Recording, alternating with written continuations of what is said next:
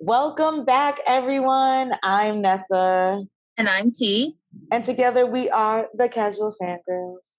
We are here today to discuss the latest MCU Disney Plus show to hit the multiverse, Miss Marvel. The show is based on the comic book character Kamala Khan, a 16-year-old Pakistani American from Jersey City, New Jersey. In the comics, she's the fourth character to take on the mantle as Miss Marvel, making her first appearance in Captain Marvel number 14, August 2013. Eventually, she landed her own solo series in February of 2014. This made Kamala the first Muslim to headline a Marvel comic book. And now here she is with her own live action series, making her debut into the MCU. And we stand a queen. We love it. We love it. Before we get into the plot points of the show, we're going to give you all a few words to describe the season so far. We're only doing episodes 1 through 3, so halfway through the season. This part is going to be spoiler free, so feel free to stick around if you want to hear our general takes. And then after that, we'll let you know when we're diving into the deeper parts of the show. So I'll go first. 3 words to describe Miss Marvel is quirky, comic book-ish, and coming of age. And I think those are pretty self-explanatory.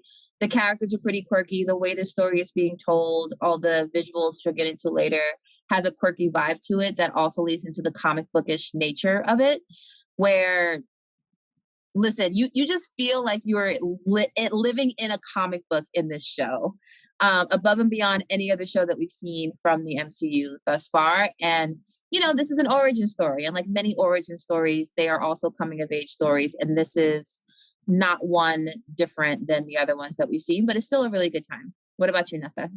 Yeah, I definitely agree with all of those and those points that you touched.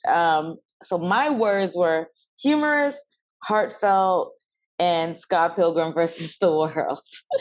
I'll start with that one because if you've ever seen Scott Pilgrim versus the World, it's a live action movie, but it's very animated. And some of those things that you touched on is very quirky, is very coming of age. And it reminds me a lot of that movie.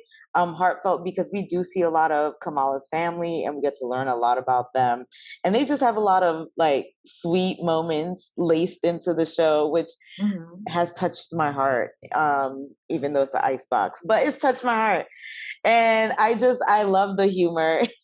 I love the humor in the show. It's a comedy, y'all.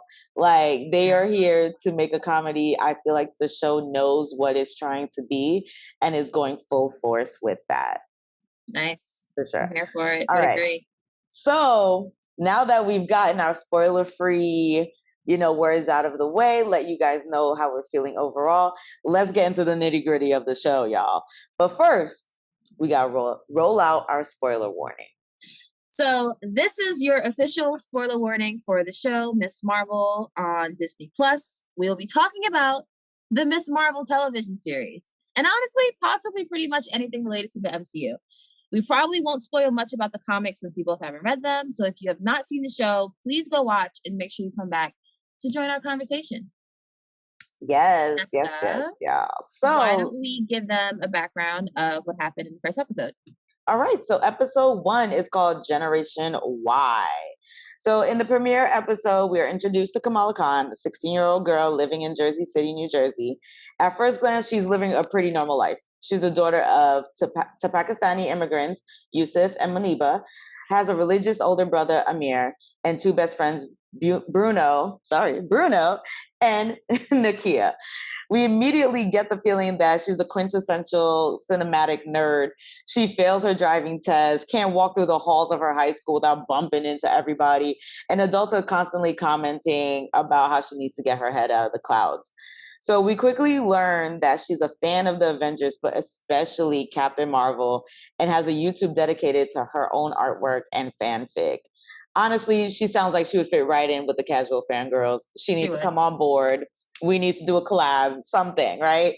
Her wish is to go to the first Avenger Con happening at Camp Lehigh of all places.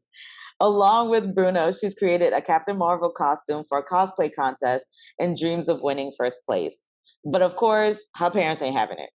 They offer the option of Kamala going with her dad just as Big Hulk and she's Little Hulk. And horrified, she declines their offer and cooks up a plan to sneak out. Kamala's grandmother sends a package to the family that includes a mysterious bracelet. Her mom responds suspiciously and throws the package into the attic. Kamala retrieves it later and makes it a part of her costume at Avenger Con. She saves Zoe, a popular girl from school, and thanks to technology, goes viral. She makes it home and is busted by her mom. Her mom urges Kamala to think about her future, and she decides she wants to be a dreamer. The episode ends with agents of damage control discovering her existence and plotting to find her. Those agents of damage control are always popping up in places nobody wants them, right? Coming up.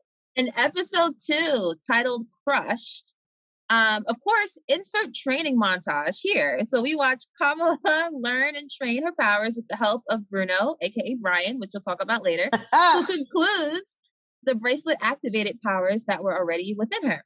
High of her own newfound powers, she's got all the confidence in the world. You cannot touch, sister, okay? Kids aren't bumping into her anymore. She's suddenly a Harlem Globetrotter, like, breaking ankles in the hallway with a basketball. That scene was crazy, but yeah. And she's just straight up not taking crap from anyone. So naturally, entering the new Kamran, he's a hottie. Kamala and Kamran instantly connect after meeting at Zoe's house party. Bruno is jealous, especially when Kamala skips out on the training to hang with Kamran. Kamala starts asking questions about her great-grandmother, who was the original owner of the bangle. No one seems to have any concrete answers for her besides Aisha, brought great shame to the family. The great-grandmother, his name is Aisha. Zoe gets interrogated by the damage control agents and maybe unintentionally, gives away that the mysterious new super running around is of South Asian heritage. So the agents decide to comb through all the South Asian communities, even the mosques, the religious temples in the tri-state area. At an Eid celebration, a young kid falls out of the mosque's window and is saved by Kamala. He fell out the window because he was trying to get a selfie through TikTok, which is a different conversation altogether. Damage control shows up, but Kamala is saved right in the nick of time by Kamran and his mother, who is a mysterious woman that appeared in a vision produced by the bracelet. Mysterious indeed.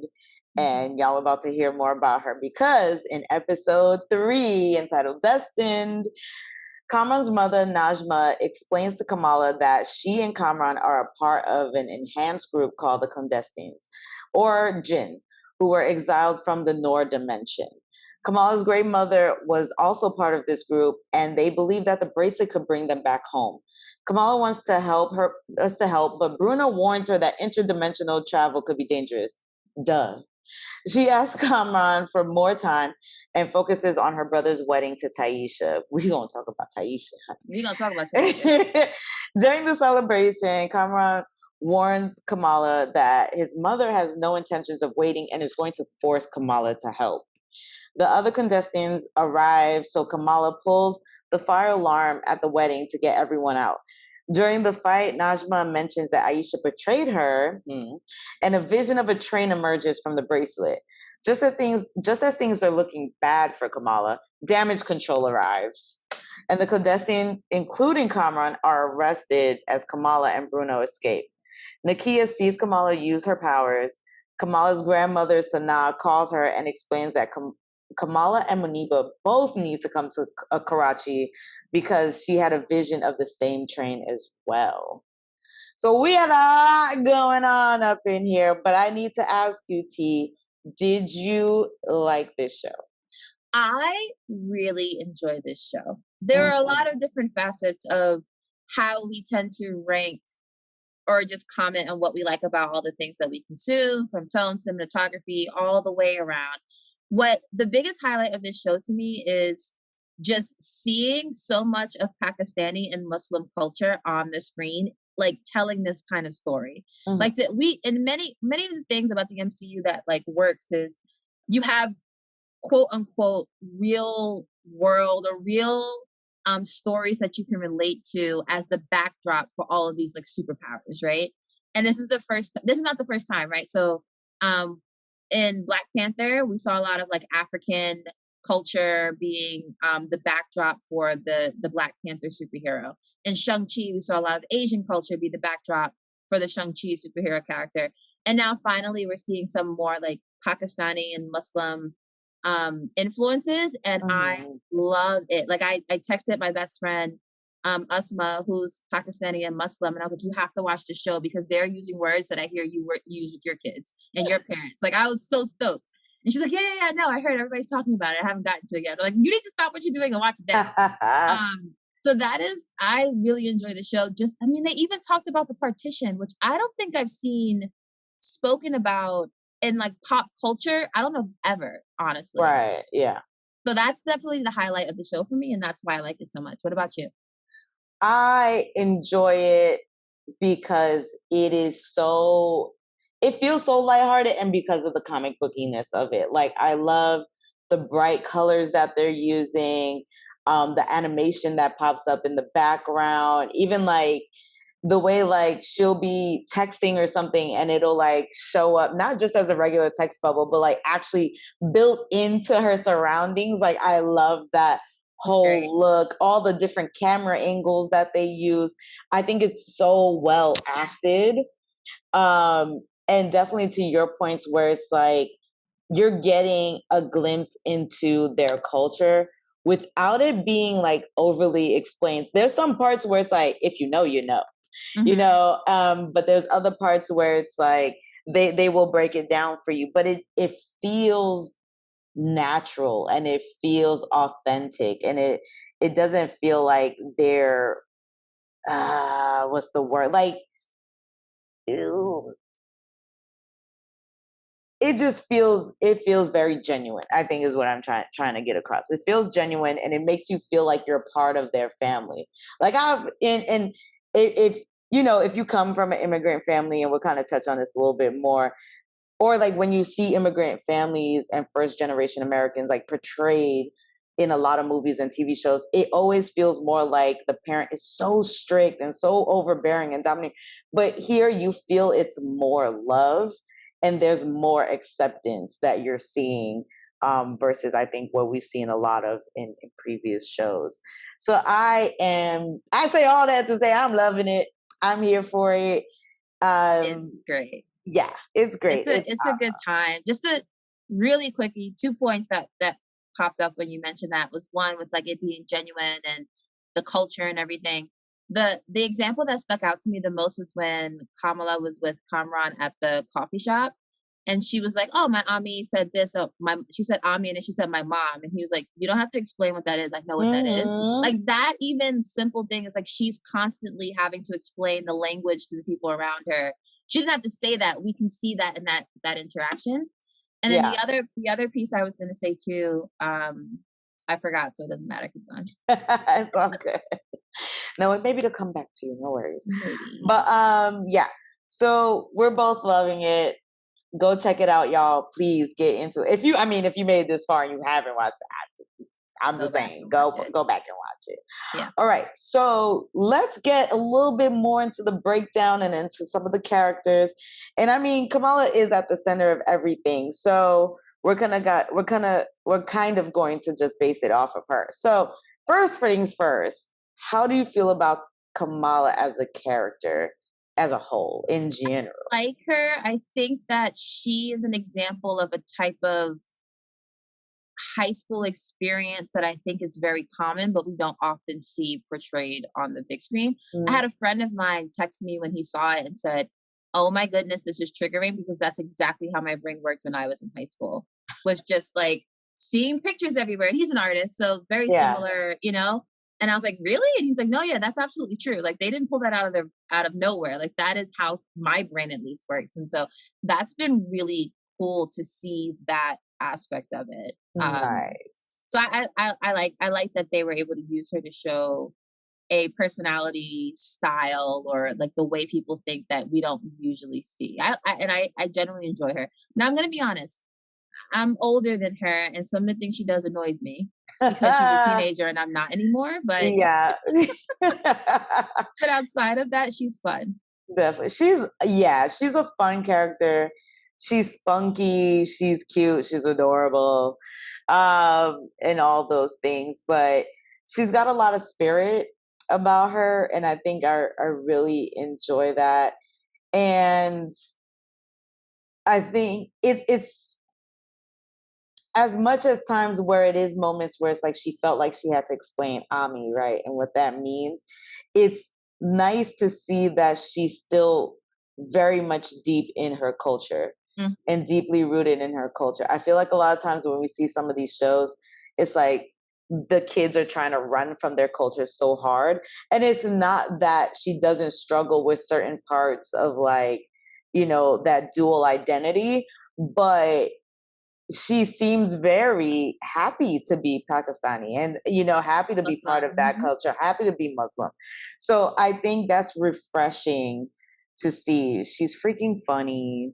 Like the hijinks that they get into crack me up. I'm just like, y'all are out of control. Like just her, like the opening scene of her getting into the car, going for her driver's test, putting on her shades like she about to whip it, and then just back it up all the way into the instructor's car. I was just like, my favorite part of that scene was her parents blaming the instructor. yeah. Because that's what they sure would do. That's what it wasn't my daughter. She drives fine. It was you. It was you. It was so funny. All right. So, I mean, mentioning the family, let's get into the family a little bit. So we've got Yusuf and Maniba, mom and dad. And I kind of wrote these points out because that's kind of how I saw it, was that dad is very much into the American dream. Like, he's like, we came here so our kids could be anything. And mom believes in it, but still isn't fully there, because when he says, oh, so that they could be anything, she's like, well, almost anything. Like, yes, but I also think that's a really interesting comment on like the dichotomy of being an immigrant, right? Like you come to chase the American dream, but you're also like purposely leaving something behind. You're running from something. Probably not your culture, but you're running from some messed up situation in your home country. And I think for the mom, her relationship is America is where I could escape from like the traumas of my past and my family and all that stuff. Whereas her dad is like, this is where I can have all this opportunity. So it's kind of like two sides of the same coin. But I thought it was really nicely portrayed. Yeah, for sure. And then, but at the same time, they're both like totally supportive. Like even when mom was like, nope, you're not going to AvengerCon because, you know, there's going to be boys there. It's going to be late. She thinks it's like this whole big party or something that's supposed to be happening. And I don't know who convinced who, but then like the next day they're like, all right. Amir convinced them. But they're like, oh, you can go, but your dad's got to go with you. And here comes Pops dressed as the Hulk, green paint. Side note, I would have went with Hulk dad. Would you? Let's be honest. If I was 16, like 19, I would have did it. Me, 16 years old, probably wouldn't have, but not that far afterwards, I would have did it. In fact, I would have said, you can come with me, but you got to dress up as Bruce Banner instead of the Hulk. Yes. Like I would have tried to find a compromise instead of just being like, no. Yeah, I wouldn't have been like, no. I've been like, but you can't go like that. Like, come on, we're not. Let's work on a costume together, Dad. Like, yeah. But shout out to Mom for whipping up those costumes in like 24 hours. Though she killed it. She killed it all the way. And then even like when Amir is like, oh, how he used to work at Hot Topic and had like a goth phase, and like just the way they laugh about it, I'm like, oh, y'all really like letting y'all kids kind of like explore and figure things out and that kind of stuff. Yeah. So they're definitely like those loving, supportive parents, and I enjoy seeing that a little bit. There was one part that felt a little, I don't want to say unrealistic, but it just felt foreign for, like, I don't mean to use that term because we're talking about like immigrants, like all that stuff, but speak on it. When Kamala snuck back into her room and her mom was just like, I was like, where's the belt? Like, yes. It was just like, wait, no, okay, they're not going to show people getting. Where's the chancla? Where's the sandal? Where's the wooden spoon? First of all, why was it? Both parents would have been in there ready to square up. First of all, second of all, she was disappointed. Fine, like she was sad and she was disappointed, but she didn't really get in trouble like I No. know people, children of immigrants to get in trouble. And I was like, that don't feel right. That was the I, one scene I was like, I don't believe that. yeah, I was shocked that she didn't even get, how Disney do, grounded or anything like that. It was just like, and then she comes back the next day and it's like, you can go, but here's your option. And I was just like, I don't know. I don't know. Yeah, that was a bit unrealistic to me. I was just like, That felt off. my parents wouldn't Anyways. have been that way. I mean, yeah, because we are first generation immigrants. Yeah. Both of your parents are, weren't born here. My mom was born here, but my dad was not. Hmm. And till this day, he like bugs me about drinking tea. I just don't like drinking tea, and he takes it as a personal offense that I don't drink tea. Oh my I god. do. I just haven't told him that I started doing it yet. So it's just Hilarious. The rebellious nature that's continues. me being like rebellious. But Yeah. so much of the show, like we just mentioned, is reminiscent of growing up in a household where you have to Oh yeah. juggle the culture and the traditions of your parents and your family and your extended family Oh and yeah. everything that comes with the aunties and like all of that stuff with interacting with American culture for 8 hours Hmm. a day, 5 days a week. So Hmm. Absolutely. And then we have Amir, um, Kamala's super religious brother. And as we mentioned before, went through a goth phase, used to work at Hot Topic, but now is very, very much a devout Muslim. And listen, he not triggers me, but very much reminds me of my own relationship with my brother, where especially when Kamala was trying to like make the case for going to AvengerCon, and it was like, but you would let him go, why wouldn't you let me go, and that kind of thing. That was my whole entire childhood. It was like, why does Vladimir get to go out and do whatever he wants to do, and I need to follow these rules, and we don't have the same set of rules? So I'm very much like related to that whole thing. yeah. How did you feel about Amir and like his role I to I play and think everything? Amir is adorable, honestly. I He think is. he's so adorable. He's just like so in love and just he just wants to be a good person, like Yeah. all around person. And, kudos to him for, his guide is him following, the book as closely as possible. And he seems very content in that and just like Hmm. very resolved in that. And I appreciate Hmm. that. But that dynamic definitely resonates. Like growing up, my mother absolutely loved my brother more than she loved me. I know Oh, that for a fact. no. Absolutely, absolutely. There's more nuance to it, like why and Yeah. everything. Like it's a story for another day. But oh my goodness, my brother could do no wrong, Oh god. no wrong, And no wrong. then a scene that cracked me up was when Kamala passes out at dinner, and like he immediately starts singing in Arabic. I was like, He's praying. He's he's praying. Probably praying. he's praying. Yeah. Yeah. He was like praying, and I was just like, The mother got the water, and she's like sprinkling water yes. on his head. Oh Yeah. my gosh. I was in tears. I was in knots. That was so funny to me. And I enjoy him like as a character as kind of being like the oblivious kind of brother. Oh yeah, cousin Kamran. Okay. Haran.Kamran. I was like, bro. He's so Stop. corny. Really quick, because I don't see it anywhere else in our outline, but I just want to touch really, really fast on the wedding. Yeah. And Do it. how like like how you saw so much of their family dynamic just from the wedding scenes. I love Have you ever been to a Mendi or like a Muslim oriented like wedding celebration? Oh my gosh. Unfortunately, One, it's a lot no. of fun.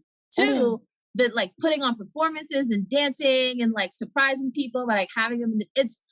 I've been to one or a couple, and it was all of that, and like it brought tears to my eyes, honestly, to like Aw. see it on TV like that. It was so great. And then they got Taisha's family in it to like Yes, surprise. I Oh my goodness. love Like I that. loved everything about I that. I love love that they got a band called Brown Jovi because they like Bon Jovi. Like all of that was He said, so I do great. bar mitzvahs, I do quinceaneras, I do Right. everything. I was Right. crying. When he said Um, bar mitzvahs, I was like, and then they like pan to the Muslim audience. Like, it was so great. It was everything about that scene That was scene was awesome. amazing. It's It like was, definitely the highlight so yeah. far for me. And that's why, like, I use the word heartfelt because there was so much love in that room. And even like with the two families coming together. When the little brother came out and started dancing, I was like, oh, Yeah. this Yeah. is Even Bruno lovely. got down in his suit. Bruno, listen, we're gonna get to Bruno, but Bruno's Are we gonna talk about Bruno? Because we're we not going usually. we're gonna talk about Bruno. But like I another part that I love about the show is that it shows that commonality of coming from an immigrant family and all the through lines that like I could relate to, even those completely different cultures, completely different religion, is just like, oh, that was my life. Like, I understand that. I know where she's coming from. When you gotta stand there and make a case to go somewhere, but you gotta put it on your American friends and be like, see, everybody else wants to go and it's gonna be safe and somebody's parent is gonna be there. And I promise, like, Yeah. totally Yeah. get that. I Yeah. totally get And then, that. but let somebody, like in your case, let somebody Haitian be there, and your parents already know them, or their parents is like, oh, you can go. Yup. You can go ahead. Yup. Go ahead. Yup. I got away with They- that with inviting my cousins places. Like, oh, your cousin's gonna be there. Okay, you can go. Yeah. Yeah. That was always, ooh, if you had that older cousin in your back pocket Yeah. or something, that was your Yeah. ticket. That was your ticket. All right, let's talk about Bruno. We here. Okay. All right, let's talk about Bruno. Because we've talked about the family, so let's get into the friends. Because you know, in all of these MCU Disney Plus movies, it's always got to be the main character and the besties. So we definitely got Bruno, aka the guy in the chair, aka the tech dude, who obviously, AKA Brian. aka Brian, who is obviously secretly, not so secretly, in love with Kamala. Mm-hmm. I am enjoying him. He's just the most supportive friend. Like, He speaks Urdu.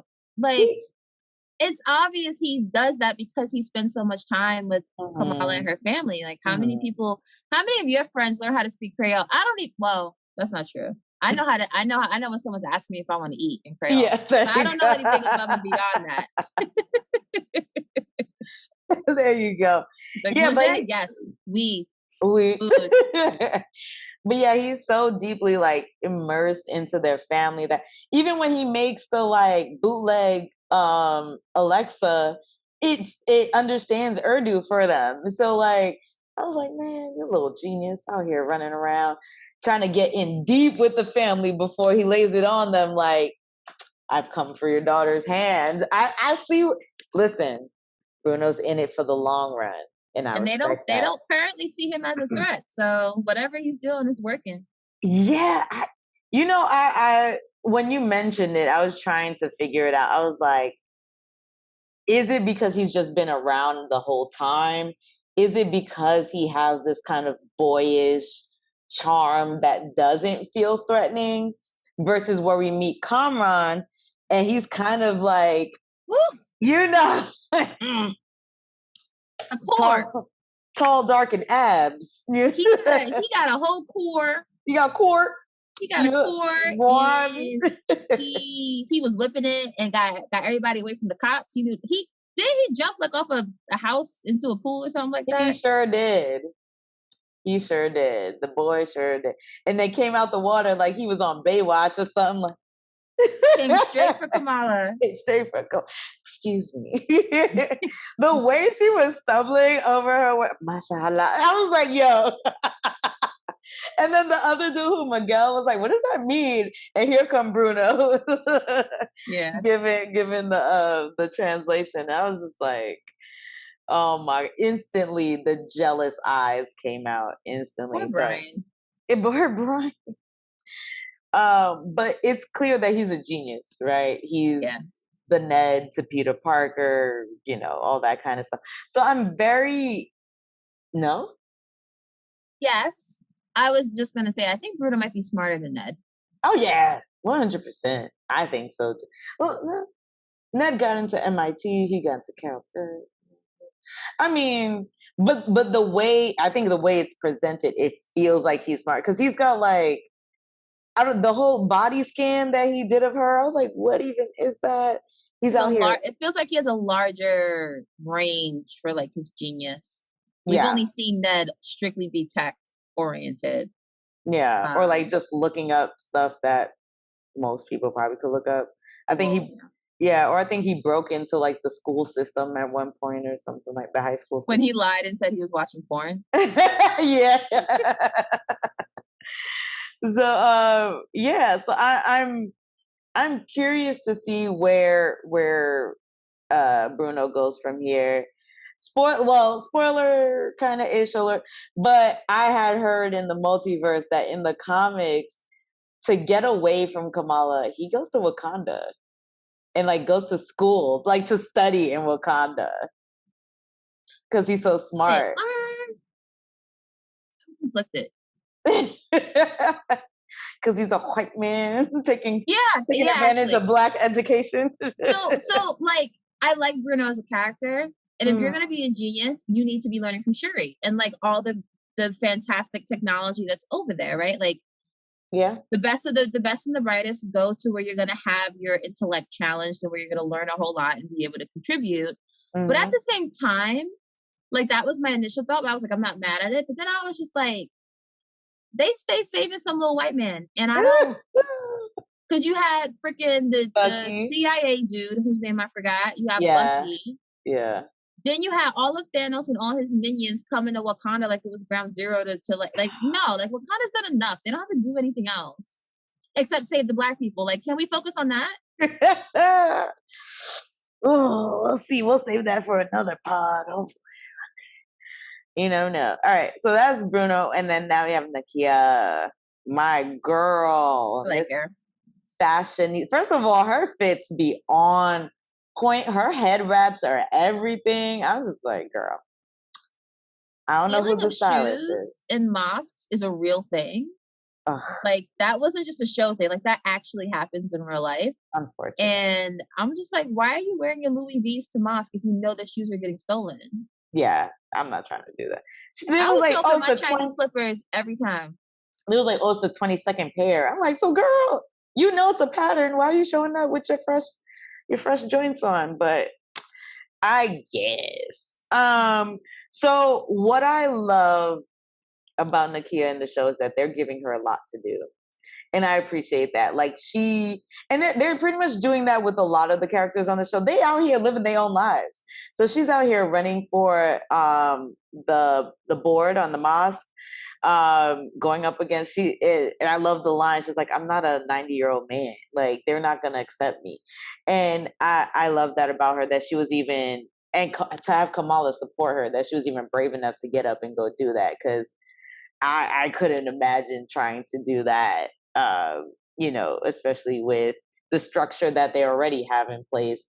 And then I also love that through her, we get the story of why she wears her hijab and the story of feeling like she didn't really belong, like she was too white for the brown, folks, and she was too brown for the white folks.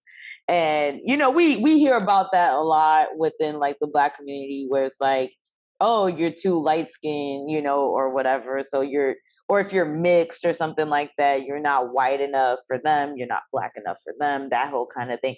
So it was interesting that they did bring that to light and they brought it through her. And I love that wearing the hijab was her choice. It wasn't anything she felt obligated to do. It was, she went through these experiences and decided on her own that this is where I feel comfortable and this is her identity. I want. Yeah, it's her identity that she's taken on. How are you feeling about our girl? I like her a lot. I loved how she guilted Kamala's dad into voting for her. That's great. And he was such a good actor, like acting that stuff out. Like I felt like legitimately bad for him. He was so good at that. He said, we died for this. I was like, bro. She went all in. I like her a lot, and I'm interested to see in the next episode how she reacts to fully learning that Kamala is Nightlight. Yeah, that name is hilarious to me. Um, any last minute thoughts about Nakia or Bruno or anybody else that we've encountered? No, I'm interested to see how Nakia is gonna take this whole like Jen story, and because she probably heard of the same stories growing up, so I'm sure we'll hear a Mm, lot more about what how the community feels about the Jen and the or Clandestine. I'm not saying that word. clandestines. That um I could imagine them using her as a vehicle to like give us more background as to why we should be cautious Yeah, around Cameron's people. yeah. So that should be really cool. And Mm, you know, Nakia was talking a lot about how Nightlight has been bringing a lot of unwanted attention to the mosque and to the community. So there's some tension there. Nakia might ask Kamala to stop because she's putting her community at mm, risk, which is yeah. a huge through line in the show as well. Yeah, because we hear one of the agents of damage control say, okay, go into the mosque, but be careful because the FBI is already watching them. And I just love that they slick through in that line there.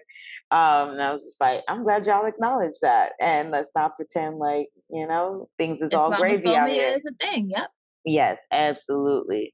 Alrighty, so let's jump into. I mean, we've gone through all of her friends, family. Let's get into the actual powers, right? Because it is a superhero show, right? So let's get into her power set. So in the show, Kamala emits some sort of cosmic energy that can take the shape of anything that she can think of. And it can also become solid. So she can stand on it, she can throw it, use it as a weapon, all types of things, right?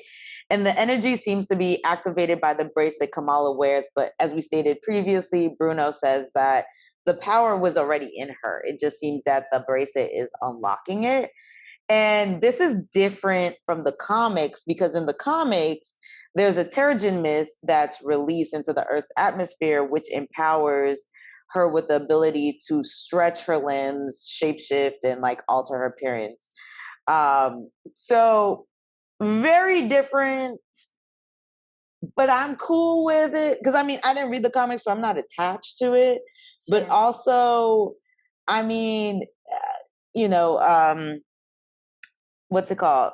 Slight spoiler alert. If you haven't seen Doctor Strange in the Multiverse of Madness, skip a few Mm, seconds ahead. I was just about to say that. But we see Reed Richards, right? And his powers on stretchy powers on screen doesn't really look good. I'm not gonna hold you. Like it doesn't look great. So I think they did a smart thing by making it this like cosmic crystal energy thing that can take on the shape of whatever she needs it to be, and is an extension of her versus actually making her like stretch and stuff. And it would be kind of, and I don't know the order in which they decided to have Mr. Fantastic, but after what we saw happen go down in Doctor Strange in the Multiverse of Madness with Mr. Fantastic, if they gave us another character with the same ability, we kind of would be like, she gonna get washed like quick. Yeah, Right? Like because we just said that's what we saw happen. And granted, it was Wanda doing it, the most powerful being on earth, like yada yada yeah. yada. But we didn't get a chance to see Mr. Fantastic throw down. So Hmm. we weren't exposed to like what a great power being super stretchy could be. Yeah, So if they gave it to us in this form, we'd probably be like, this is whack. yeah. And it would feel redundant, and I'm happy that it makes her stand out more. It makes her feel more unique versus we're gonna bring in this brown girl and we just gonna give her some recycled powers from some white dude. Mm-hmm. So I'm not mad at it at all. I know some people probably feel a certain way about it because they are attached to the comics and maybe wanted to see it in a different way, but But I mean, the way you described it, like those powers don't sound like it would be tangential to Captain Marvel. that too, right? Because she's supposed to be part of, that whole the Marvels and everything like that and teaming up with that. So it does feel more connected to what the MCU has created Captain Marvel to be. So it just makes more sense. Plus the whole Terrigen Mist thing is connected to like the Inhumans, which was a show, Oh, is a it? Marvel show. Yeah. So what it is like I think they are of like they have like Cree blood or something like that in them. So when the mist is is released, it activates their DNA, and then they all get different types of powers and stuff like that. So I think they're trying to avoid all of that anyways. So it just made sense to kind of bring it about in this kind of way. And from what I hear, Inhumans was a terrible show, and everybody's trying to forget that it ever existed. So this would be a way to do it. To the Doctor Strange and the Multiverse of Madness, though. Right. So they had Black Bolt in there, but I don't know. I mean, I don't know. I don't know, but I think they're trying to steer clear of the whole Inhuman thing. So back to Kamala's powers. One thing I will say is that I was not a fan of how her powers look. On screen, really? Yeah. I'm not a fan of how to look on screen. And I don't even think it's like a budget thing or anything like that. I was just gonna ask. No, yeah, I don't think it's a budget. You know what it was? I don't mind her like running on her like hardened energy discs like she's Frozone or whatever, but never. Jeez. I don't mind that, but when the first time she accidentally used her powers to catch Zoe and that hand extended, I was like, I don't like that at all. I don't like the way that looks at all. It's like when she's extending her limbs, I don't like the way that looks. Okay. But other than that, I'm okay with it. Yeah. Give me more like Frozone sliding on ice. That's fine. That's so funny because I didn't even think of it that way. But that's why you're here, just to trigger these things for me. Ridiculous things, yes. I love it. I did not hate the way it looks. I think it could look better. I think it partially is a budget thing, honestly. You think so? I think if it was a movie, it would look way better. How can you make that look better? She's like hardening energy. I don't know, but I just think I don't know the logistics of these things. I don't know. But I just feel like, you know what it kind of looks like? So the energy is crystallizing, and whenever I see a crystal, I think of What If, when Supreme Doctor Strange, like, and the universe is being like crystallized, like that was very reminiscent of that to me. Yeah. Okay. Sure. I don't know. Maybe we'll see how it looks in the future to come. Who knows? Maybe even in the next episodes where if they have like a really all out. Well, I'm sure an all out battle is coming at some point. So maybe that's where they put all the money into, and maybe it'll look better there. You know what? I bet you grandma got the other bangle. And I bet you when she get that other bangle, it's all gonna unlock and then it'll start looking a little bit better. Possibly. We'll see. Somebody got the other bangle because they planted the seed with the throwback scene. For sure. Does she fit into the MCU as we know it for you right now? I mean, they're setting up Avengers, so yes. Right? Like, yeah. They're giving us a bunch of young characters, a bunch of teenagers. So yes, I'm gonna keep harping on this until we get it. And every episode you're just gonna hear me say this. I need to know who the next team is or who the next big bad is. I need one of them. And I'm sorry, I'm impatient. I'm an impatient MCU fan at this point. In the first iteration of the MCU, first phase 1, you gave me 5 standalone movies, right? Iron Man 1, Iron Man 2, Captain America, Thor. You gave me 4 standalone movies. 3 of them are origin stories, fine. And then you gave me a big team up movie where they was fighting somebody, and at the end of that movie, you gave me who the big bad was. It was Thanos. He was going to court death, right? All that stuff. Super exciting. Now, phase 2, phase 3, all these other movies, I know what we're building up to. Or at least I have an idea of like how this is all going to come together. We have so many standalone movies at this point, Nessa, that I'm just like, and I know, I have faith that they're going to bring it all together and stick the landing. I have so much faith in them that I want to be on that journey already. We got 5 movies, 6 movies at this point without a big team up or understanding who the team up's going to be, who the big bad's going to be. So many Disney Plus shows, so many new characters. It's just a lot.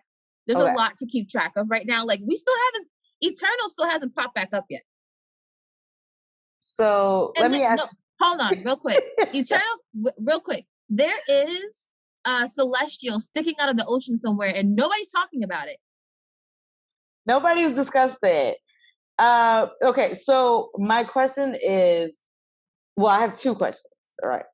Yeah. So is it that A, you don't believe that King is the big bad, or is it that B, you need to see more of a thread with King in these movies? I need to see more. I need to see him again. Yeah. Because we got Kang in Loki, and Loki ended in a way that was ambiguous to, like, I guess, like, when it ended, we were like, okay, we understand the stakes at hand. But every single movie since then hasn't reinforced that at all. And I think that's my problem.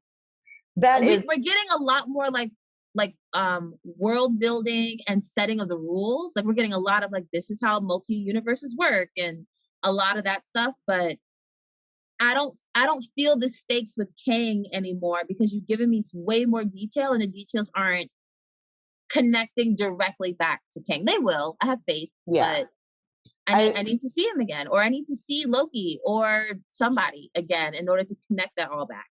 I think that's what it is for me, is that there's not enough of a through line with King popping up in these things. Like, it almost feels like Shang-Chi and a lot of these shows should have happened first, then give us Loki, then give us Doctor Strange in the Multiverse of Madness and What If, to like keep, you know, building the rules of what the multiverse is. And I think if they had kind of done it like that and then, you know, gone into whatever else, it could have, it wouldn't make so many fans impatient of like, okay, where are we going, y'all? Like, what are we doing? What is the track? Where are we going here? Because there is so much going on, it feels like there's so many possibilities. And then it's like, Yeah. well, what are we doing? So are we going with the Young Avengers and they're gonna have their own thing? Or are we gonna keep following with Kang and Loki and what's happening over there? Are we gonna just keep going to 1,000,001 different dimensions? Are they all gonna come clashing together? What does this all mean? It's a lot. It's a lot. I have to say, it's a lot. So I say all that to say, does she fit into the MCU? Sure, because anything goes right now. Yeah. It's Yeah. just like Yeah. Anything goes. more, anything goes. Just give me all the Honestly. characters you want. So yes, she fits Yeah. in. And yeah, and I agree. Like, she fits right in with Peter Parker, Kate Bishop, America Chavez. Like, Yeah. and I think we had kind of a discussion about this before where I was just like, it kind of feels like they're repeating the same young character over and over again, where it's like this quirky nerd who gets these Teenagers are powers. annoying. That's what that is. You can And stick Harry Potter from Order in the Phoenix right in here and he'd fit right in. would, yeah, for sure. So it's just like, it's like, I get it. I wish there was more range in some of these personalities and stuff, but I think it's gonna come together, and we'll see how it goes.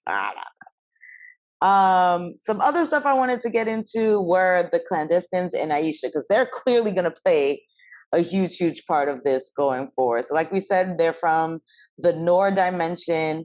This particular group has been exiled. For what? We don't know. We do get a flashback to 1942 where they are in British occupied India and they find the bracelet attached to a blue arm. BT dubs. And Aisha puts it on, does the little purple eye, that's so Raven kind of stare, and and then goes her separate way from Najma. And then this bracelet gets passed down. We also learned that a story about Sana, which is Muniba's mother, Kamala's grandmother, Aisha's daughter, about her getting lost at a train station during the partition, and she says a trail of stars led her back to her dad and on the train. But it's like this mysterious thing that happened, right? Which is clearly linked to the bracelet in some sort of way. Or the energy that's inside all of them. Or the energy that's inside all of them, right?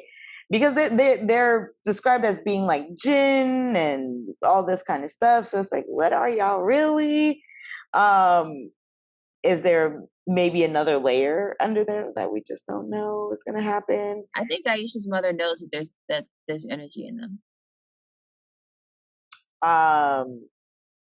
Kamala's mom. What did I say? You said Aisha's mother.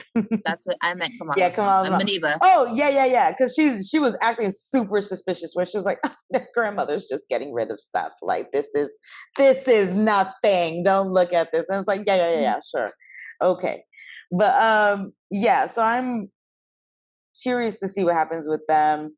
Kamran basically turns against his people to help Kamran immortal is the question. I think he's like them, where he's probably going to age slow. But they said that he's 17. Yeah, he's 17, sure. Fine. Also, is Najma really his mom? I don't know. You know, sometimes when these kind of little groups come together, it's like never really what it seems. Is it like Najma really his mom, or did he just kind of fall in with this clan and like she quote unquote adopted him?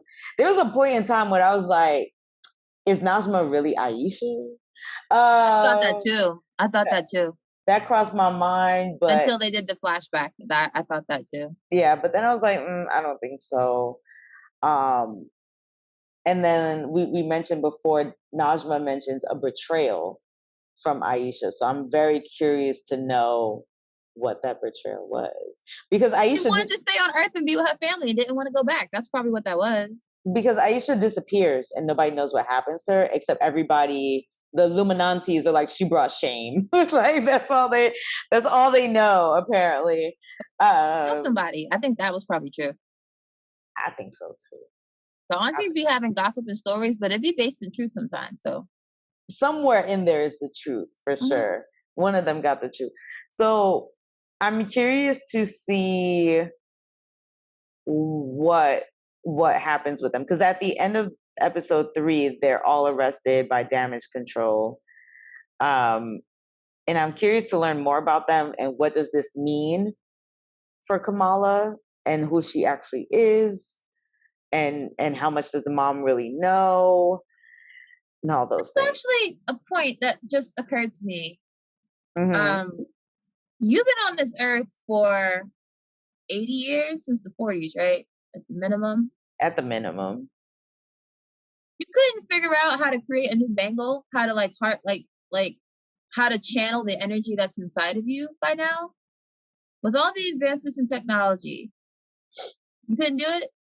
Like, why that just... Yeah, that's why I'm interested to find out more. The bangle also kind of reminds me of like the 10 rings, and how the 10 rings operate with like the force and the energy that it has within the rings and stuff. We should start paying attention to the color of the energy, because colors mean something in the MCU. And Shang-Chi's mom is from a different dimension as well. So are these dimensions all interconnected in some kind of way? These are common stories in these cultures, right? Like coming from another dimension and stuff like that. So I think there's some of that. But honestly, it's like, why couldn't they just look up Selvig's work? Like, just like the fact that they named off Selvig, I was like, I know him. I don't know why I got so excited. It's the same stuff, right? It's just they're just looking for a Rosenbridge, or did I do that right? Rosenbridge? Not a Rosenbridge, but what was it called? Rainbow Bridge? Bifrost. Bifrost, yes. Oh, Rosenbridge is something. I don't know. But anyways. Yeah, so I wouldn't be surprised if someone was just like, why didn't you just go to Dr. Selvig and like do that? But I'm interested to see where that goes, where Kamran ends up standing at all the end of this. Like, is he gonna still stick by Kamala? Is he gonna go back to his people? What are they trying to really do? What is really going on here? I think is the big questions. All right, let's move on to nitpicks and highlights. Should I begin, or do you want to throw some out You there? can go ahead. All right, really quick. A nitpick for me is some of the music. And I get it, like they're still trying to reach out to like the millennials and like some of the older crowd watching this. But I was like, there's no way that after meeting your crush, a 16-year-old in 2022, or honestly, I don't even know what year this show is supposed to be taking Oh, it place. should be later because of the blip. I guess, yeah. So 2024, whatever it is going home and singing Be My Baby by the Ronettes. Like, that's not your crush song at 16 in 2022. I don't know. For some reason, I know it's a nitpick and it's a nitpick for a reason. It just bothered me and it bothered my soul. And I was just like, Know that song. How did I miss that? huh?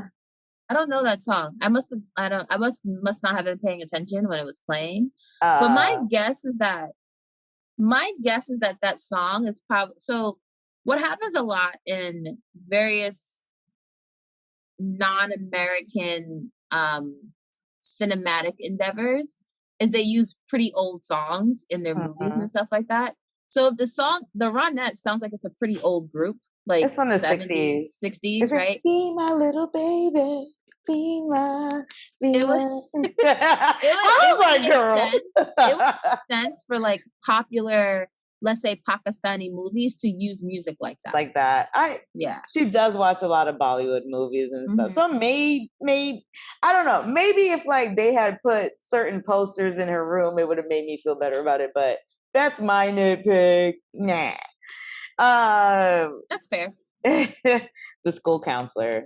I love him. That's my highlight. He's one of my highlights. He is what I would picture a millennial would want to be as a school counselor, but because we gotta be professional, he's so you can't be annoying. acting like that. But in He's the so best annoying. way. You're out here quoting The Devil Wears Prada and Mulan. Like, come on.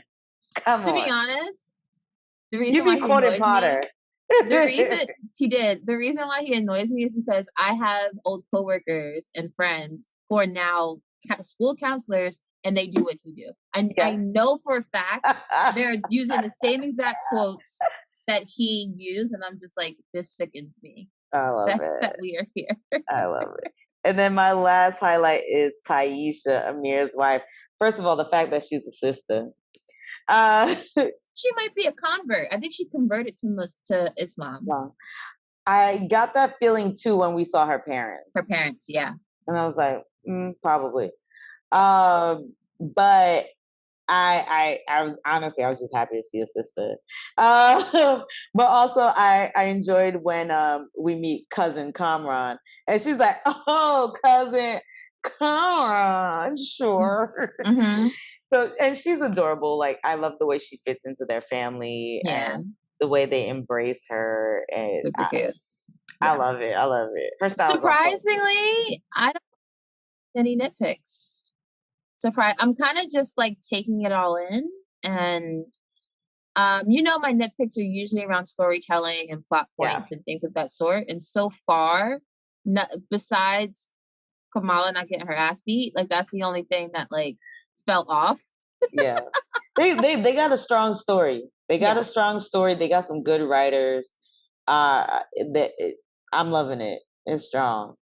Yeah. Right. Any other highlights you want to mention? You mentioned a lot of them. I love Taisha.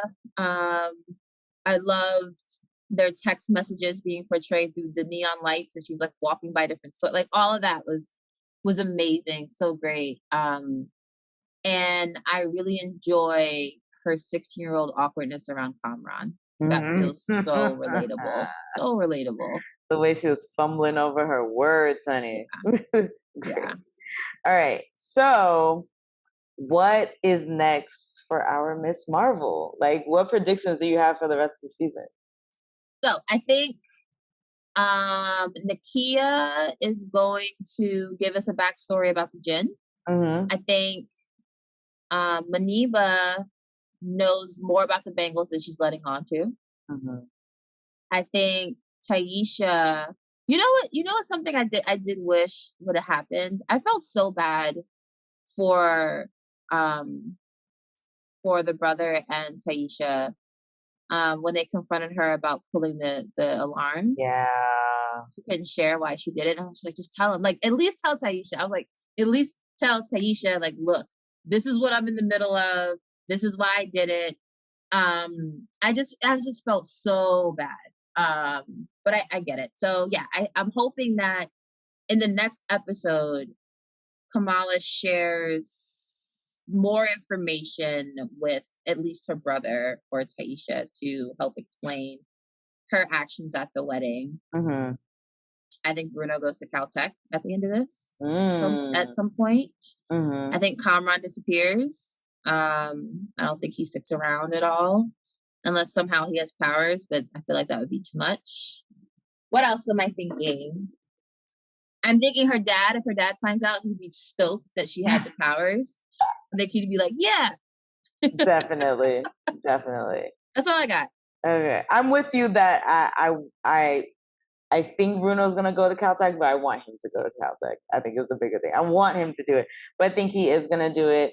I think we're going to Karachi. That's gonna be dope. We're going there. I think we're going to finally get the full story of Aisha, what happened and whatever. And the explanation of like why that group got exiled in the first place. What are they called? The clandestines are definitely going to escape from damage control. I just don't know how, but they're definitely going to get out. And I think the big battle is going to happen in Karachi. Whatever it is, I think the big battle is going to happen in Karachi. I think, like you said, Kamran's going to escape or, run away or disappear or whatever. I think that's all I got. But we also do know that she eventually is going to be joining Captain Marvel in the next movie, which is going to be The Marvels, coming out July 2023. So we know somehow, some way, she's eventually going to connect with Carol Danvers, which leads me to believe we're going to get a cameo, at least in the finale. I think we might get Monica. Ooh, yeah. Instead of Danvers, I think we might get Monica Rambeau. Okay. I can see it. Actually, wait. The last time we saw her, she was talking to a Skrull. Yeah. In Jersey. In Jersey. So, yeah. And I think the Skrull was telling her that she was supposed to meet with Fury or something like that, right? Yeah. So, yeah. I mean, if damage control is on Kamala's, I want to say Kamala because it took so long to correct me to say our vice president's name that it's hard for me to like go back. Yeah, I wonder because if damage control is on somebody's tail, Nick Fury is on their tail. Mm-hmm. So I wouldn't be surprised if Nick showed up at the end of this. I'm also curious because she's supposed to be part of the Marvels and everything like that. Do the clandestines actually have something to do with the Kree? Like maybe is it an offshoot of the race of Kree or something like that? And like, because Kree have blue skin. Some of them have blue skin, right? Ronin have blue skin. So maybe like it's a situation like maybe they crash landed on Earth and all of a sudden they became the Jinn, also kind of known as like genies. The blue skin, yeah. So I'm just saying they crashed in that part of the world, and that's the stories and the folklore that popped up above it. I guess the question would be, did they crash there or were they exiled there? Is the question. And if they were exiled, that means Marvel knew that they were there. And shouldn't they be able to read energy signatures? Or like, I don't know. So many questions. That's I hear the thing that bothers me. It's like with the clandestine, with the Jinn. Right? Yeah. With the Jinn, it's like you have what have you been doing all this time? This time, yeah. When there's been plenty of instances for you to try to get your hands on ways to, whatever your mission is to go back home or whatever it is. There's inter-universal travel. All this exists. So they said dimension, not planet. So maybe they're not Kree, but I don't know. I don't know. We'll see. It was just a theory. Will see. All right. I think we've nailed it. We did it. That was our recap, our reactions to episodes 1 through 3 of Miss Marvel, the latest show on Disney Plus. Do you have any last minute things you want to throw in there about the show? I'm excited to see where it ends. Yeah. I just want to see where it ends and see what would be the next jumping off point. I mean, some of these Disney Plus shows didn't give us anything to jump off to. Like Hawkeye didn't, Loki did. No one's talked about the Captain America, Falcon and Winter Soldier show. Like people just forgot that happened because that hasn't even tied into anything yet. Where is that chick that was running around putting together her own super team? Valentina? They're coming out with a movie, The Thunderbolts. Oh, a movie? Yeah. The Thunderbolts. So they're getting that whole team together. Thunderbolt Ross is going to be part of it. The actor passed away, didn't he? Did he? Not sure. Let us know in the comments if y'all know anything about the Thunderbolts movie that's coming out. But I believe that's what's supposed to be happening and then coming together. But yeah, just like you, I'm excited to see where it goes, where it ends, where we land. He passed away in March. Maybe they got someone else.